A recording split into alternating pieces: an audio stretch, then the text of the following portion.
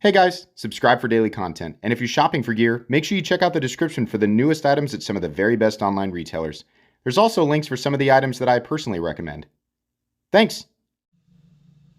What's going on YouTube? Metal Complex here, and today I've got another interesting knife review / knife overview to share with you guys. This is the Kizer Assassin button lock. So there's another version of this that's not a button lock. That's obviously not what we're talking about today. We're talking about this, the Kizer Vanguard button lock Assassin. This comes in a couple of different variations as far as I've seen. This Micarta variation and a red G10 variation, both coming in at $69 giggity. If you can find the knife, which is kind of difficult. I will link it down below if I can, or I will link search links, which if you click on them, they might take you to the knife, they might not. It depends on whether or not it's in stock. That's so that people of the future can possibly use the link and find it. Thanks so much to my generous patrons who are supporting me right now. There's a link for Patreon right down below, and please make sure to follow me on Instagram at metal_complex. This was sent to me by @droppingalms, which I'm guessing is a Diablo 2 reference. That's pretty cool if so. If not, sorry. I don't know what that means. But please give him a follow. It's because of people like him that I'm able to bring you guys daily knife content. Let's go ahead and get a measurement of this guy. Overall length of the Kizer Assassin button lock coming in at about exactly 7¼ inches, but I am partially including the breaker thing on the back. If you want to go just to the back of the knife, it's about 7 1/8. Blade length is curiously right at 3 inches. That's a legal line. I wouldn't push that. Just so you know, it's not like, oh, is it under? Is it 2.9? No, it's 3 inches.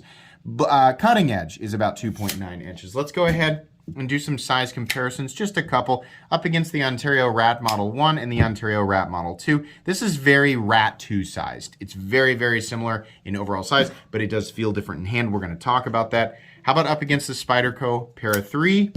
A little bit smaller than the Spyderco Para 3, but it still has more cutting edge.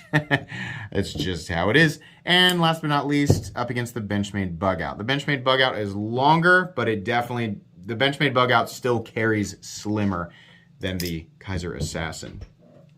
Let's go ahead and do carry profile. How's the action? Oh, it's very good. It's a very good button lock. The detent, well, you know, it's a plunge lock, right? Which is actually acting as what we normally refer to as the detent when you flip it, but it's very good, right? You pull the flipper tab, whether you want to push button it or you want to light switch it, and then you just push the button and it drops, which is really cool. It's exactly what you'd expect from any modern button lock. All the stuff we love today from Civivi and ProTech and Kizer and whoever else is making button locks, right? It's par for the course. Let's go ahead and do thickness up against the Spyderco Para 3. It's really not all that thick. And then length and height up against the PM2 and Para 3. You can see here that the Assassin is, you know, it'll still fit within, you know, those parameters. Like, it's not nearly as tall as the PM2 or Para 3, even including the flipper tab. Where you might notice that it carries different is just they're not hard angles. You're just going to notice them, right? Because we've got some shadow boxing here, which looks really good, but the liners stick out past the scales. That's something that you will notice in the pocket and in hand a little bit. I noticed that going in and out of the pocket. It's a pretty minor detail, but something maybe to take note of. For some people, other people won't notice it at all. Hardware check. Let's get out my tools. As per usual, my tools are very inexpensive and very recommendable. You can find them right down in the section of my description that talks about the tools I use on this channel. Are you guys able to recite that with me now at this point? Probably. Pivot is a T8. Body screws are T6. Same with the pocket clip screws, and there's likely a couple more underneath this scale that are holding in the backspacer. That would be my guess. There's a couple extra screws, and some of them are T6, which is a bummer, but you can't always get what you want. Just make sure you've got quality tools, a place to put your hardware, and you should be good to go. You can get my flashlight down below as well. Some skeletonization on the inside of those polished liners, which is good for weight reduction, just a little bit there. Where is my scale? There it is. Thing keeps running off. Weight, 3.49 ounces, not bad. It's not perfectly on an ounce an inch, but come on, it's 3.5 ounces. Are we really going to complain about that? I'm sure someone will. I'm sorry, I don't care. This is a 3.5 ounce object, and it's not going to be that difficult to carry. Blade stock thickness. I cannot believe these calipers are still going on this battery, but you know what? They're still going, and I am not one to replace batteries in something unless the batteries are dead. So, blade stock thickness coming in at, says 116. Nope. Updated report, 115 thousandths, which is about what I expect from Kizer. Good, great, grand, wonderful. Let's go ahead and get into the meat and potatoes here. So, this is it's about a medium-sized knife. It's not a small knife. It's not a full-size knife. It's about medium size. I really don't like flipper tabs on knives that are like this because I like to get a full 4-finger grip. If you don't care about getting 4 fingers around the knife, you can ignore this. This is a knife that I would take out. You know, if it's like if this is in my pocket and I gotta break down cardboard boxes or do some continuous cutting, yeah, I'm going to do that with this. I don't consider this build fragile in any way. Some people think that they're fragile. Those are usually people who are like, well, I'm throwing my knife as hard as I can against a brick wall. That's what I do for work all day. And I don't know if the Kizer Assassin or any button lock's going to stand up to that heavy duty. Yeah, so dumb. Basically, if you use your knife like a knife and not like an idiot, then yeah, this is going to stand up to normal knife stuff. So me doing normal knife stuff, which, you know, continuous cutting, thick cardboard, I guess, or wood or rope or rubber or whatever. I like to get a full purchase. And the flipper tab is really pushing me back into this area, which is made less comfortable, even less comfortable, sorry, by the fact that we have some pretty pronounced liners. They are nicely rounded down, right? But you can feel them. And then this pocket clip, which is shaped like this, which is not my favorite shape. There's a bunch of things that could improve this. One, if we're going to go this small, no flipper tab. Do a thumb stud, something like that, right? They did that with the other little Kizer original, and that worked out great. Two, you could make the whole thing bigger, which I honestly, I'm going to say a whole bunch of stuff about making this thing bigger, right?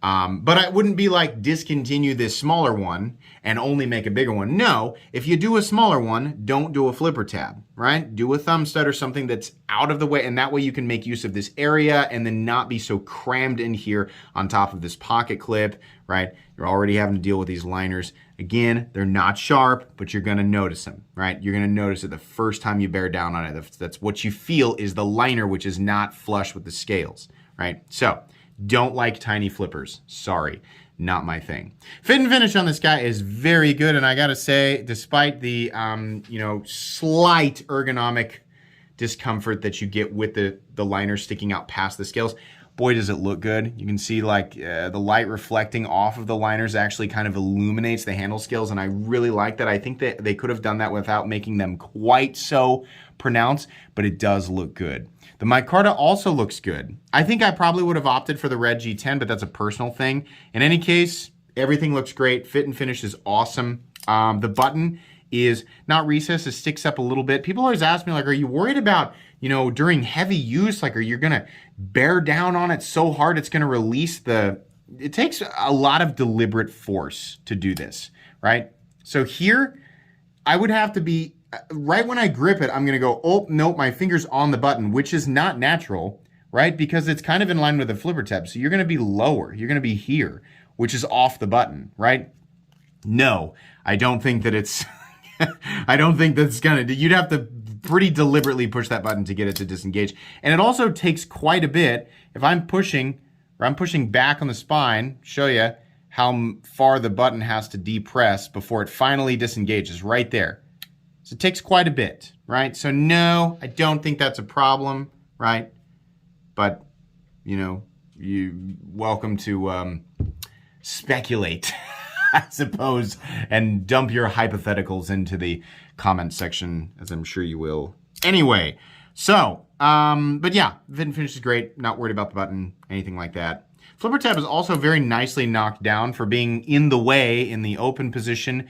I really appreciate these chamfered edges and things like that. It's just nice. Nothing sharp about that. Good shape. Nice amount of jimping there, right? Even though you are crammed up against it, it's nicely knocked down so you're not really having to deal with any discomfort. What's the blade steel? 154 cm. Yep, no problem with that, especially at $69, giggity. It's honestly, it's great. I mean, I'm going to go for 154 cm at this price point over pretty much anything. 154 cm or 14C28N, those are the steels that I'm going to go for. Extremely well balanced, nice and tough, very easy to sharpen. They take a fine edge because it's a fine grained composition, even in ingot form, right? So it's great, and they're stainless. So yeah, really great there. I love that Kizer is still using 154 cm. Another great thing about the blade is Kizer's Tumbled Finish, which is better than the finish on a lot of knives that cost hundreds of dollars. And I understand it's not it's not like a really difficult finish to get on a blade, but we have this high polish and then very teeny tiny little grain structure in the tumbling, right? So it just looks good and even. It's gonna wear nice over time. It just looks great. I like it. Simple drop point blade with a flat that carries out something like 65% the length of the blade. Nice wedge there. It's a nice little tip. This edge looks like maybe it has been resharpened over time. I don't know. The actual edge geometry feels pretty good. This isn't an open L laser beam, but it's definitely thin enough. Factory geometry is going to be good. There's a nice tip there. It's just a classic blade shape, right? I mean, what else can I say? It's going to do what you want it to do. Something I appreciate here is that the jimping actually extends out to a meaningful spot on the spine. So if you need to do this, you're not slipping around on this weird place back here because they decided to end the jimp. Why? Knife companies, why do you guys do that? Let's put the jimping right here. Why? Let it come all the way out. It's fine if you want to start it here, but let it come out here. I've never been like, this is where I'm going to bear down. I've never done that. It's just an absolutely pointless, like if you're going to put it back here, don't do it at all. Either extend it out. It doesn't have to be clear out here, right? I mean, this is great, but at least extend it to here or don't do it at all. Jimping back here is useless. I mean, at least in my experience, right? I'm sure there's some specific scenario where there's like 7 people who are like, well, one time when I was drilling coconuts or something, or whatever you were doing, right?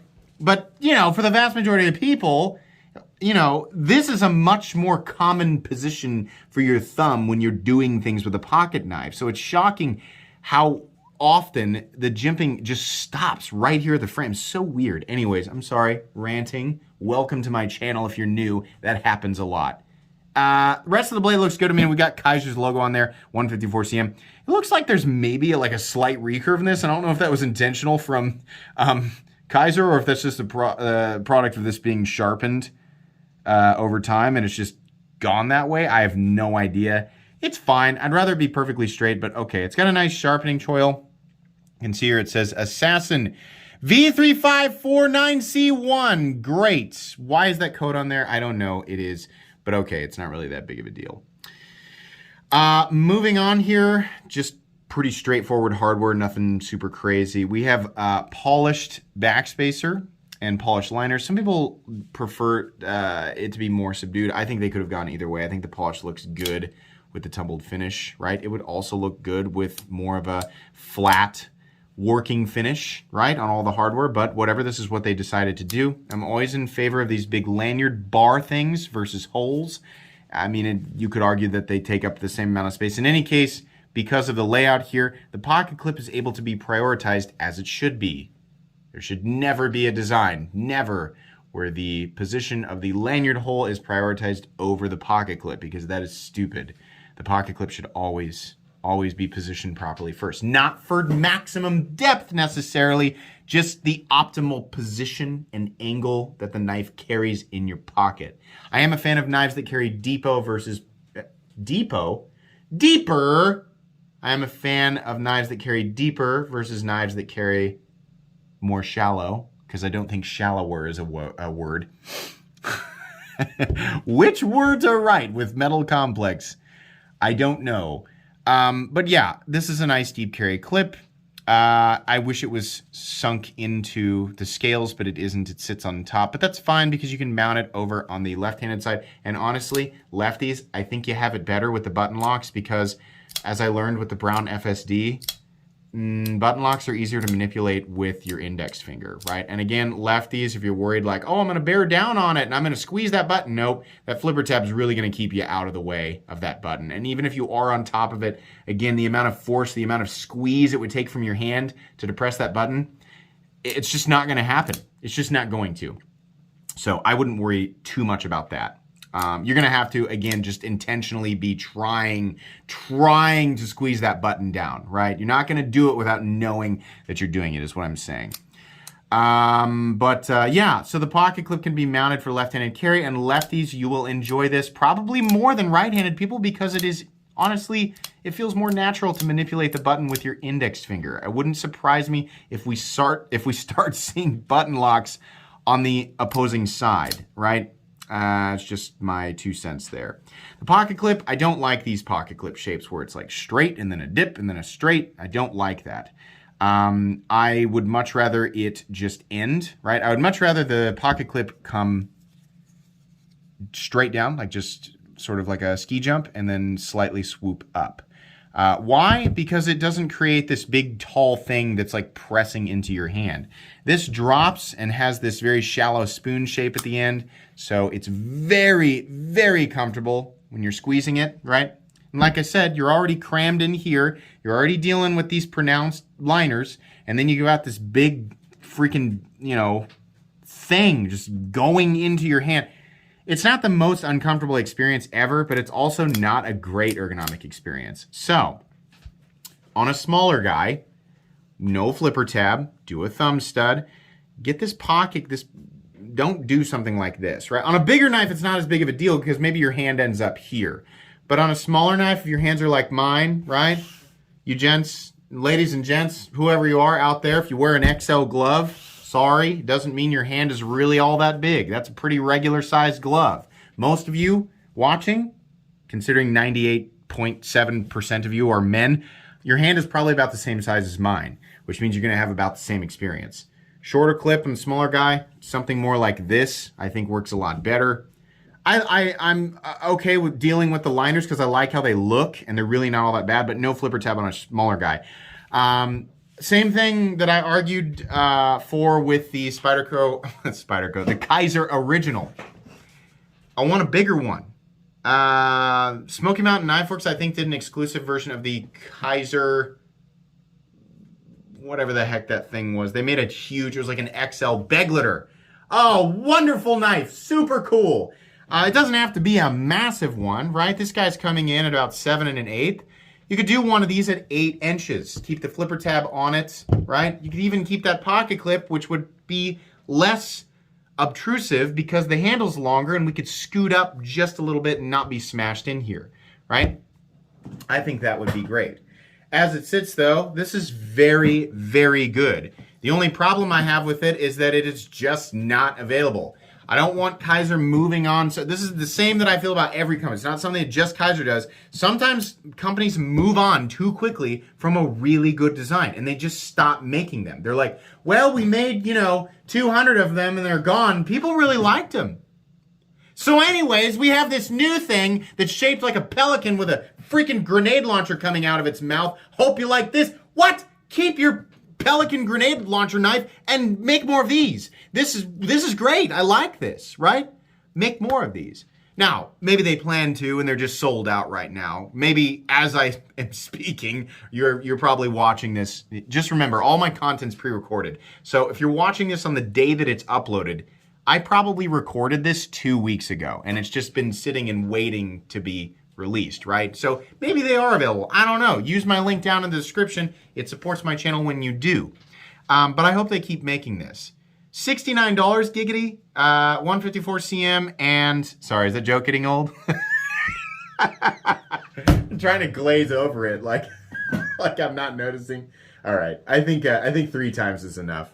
Yeah, the price is great. 154 cm, fit and finish is great.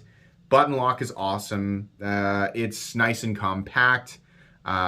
Everything just wonderful. Outside of the fact that the flipper tab kind of cramps you in. If you have smaller hands, no big deal. You can feel the protruding liners a little bit, and the pocket clip is just kind of a crappy shape. But outside of that, this is very good. Extremely recommendable. And it falls into the category of budget knife on this channel, which is anything under $75. So yeah, very recommendable. We'll go in 2 playlists. My Cheap Knives I Like playlist, which is, as you could probably guess, is consisting of budget knives that I like, and my most recommended knives. So thanks again to at Dropping Alms on Instagram for loaning this to me for review. This will go back to him here in just a few days. So anyways, be sure to follow me on Instagram at metal_complex. If you enjoyed this video, leave a like. If you'd like to check out my other content, I do, of course, have lots of videos of knives that are either expensive or inexpensive that I do or don't like, so check those out. And if you enjoy all my content, go ahead and click on that Metal Complex logo right there and subscribe, because there's definitely more coming. Thanks again for watching, everybody, and have a great day.